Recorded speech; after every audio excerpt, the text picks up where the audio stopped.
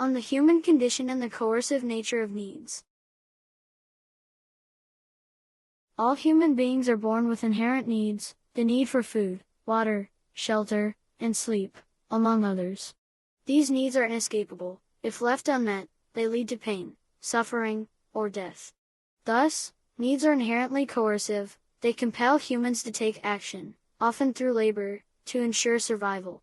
In this way, the human condition is not one of free choice but of necessary response to coercive demands that govern human existence. On close examination, we see that humans truly have no choice in this matter.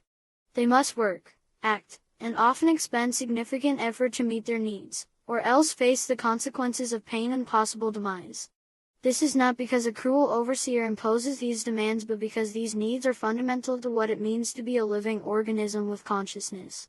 Conscious biological organisms, humans and animals, are burdened with needs that require effort to fulfill, and failure to do so results in suffering. One might ask, what's so objectionable about having to actively do things to meet our needs? The problem lies in the fact that no conscious being should be coerced into action merely to avoid pain. It's an affront to the very concept of conscious agency. Every conscious being should possess the fundamental right to remain idle without pain. This right is inherent to any agent capable of feeling, and it is unethical to design an existence that compels action under threat of suffering. In essence, to be born with needs is to be born into a condition of unavoidable coercion. Consider a hypothetical scenario. Imagine creating a fleet of conscious robots with a single task, to weed a garden.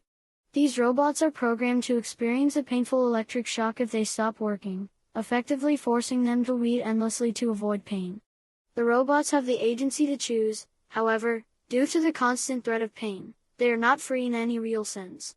They may technically choose to weed, but their choice is coerced by the internalized threat of suffering. Significantly, no external overseer is standing by, whip in hand, threatening the robots.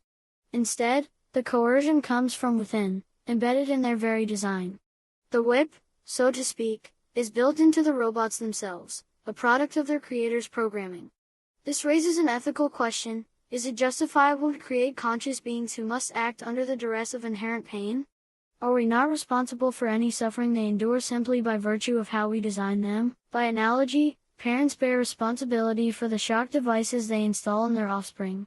When parents choose to bring children into existence, they implant in them the machinery for experiencing need and pain, creating beings who must work to avoid suffering.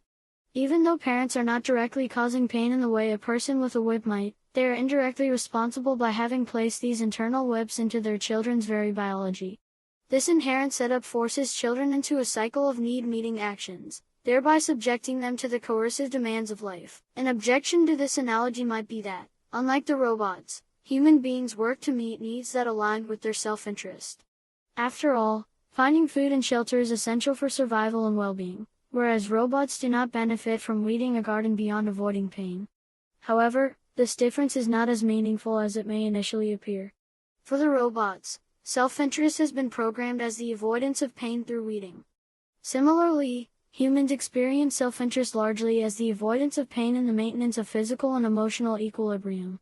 In both cases, the coercive element is identical. Each being's actions are driven by the threat of pain, and self-interest is defined in terms of averting suffering rather than in terms of any truly free choice. Ultimately, human existence is marked by a form of enslavement to needs. The freedom we possess is conditional. We are free only to pursue actions that prevent us from suffering. Procreation, therefore, imposes an ethically questionable condition on another being. By creating a child, parents are responsible for placing them into an existence fraught with coercive demands, knowing that the child will face these inescapable needs and the associated burdens of action. Since the child did not consent to this arrangement, procreation becomes an act of ethical imposition. In conclusion, the human condition is fundamentally coercive due to the inescapable demands of biological needs. By bringing children into existence, parents impose this coercive condition upon them, making procreation an ethically problematic act. No conscious being should be forced into a cycle of need and action simply to avoid suffering.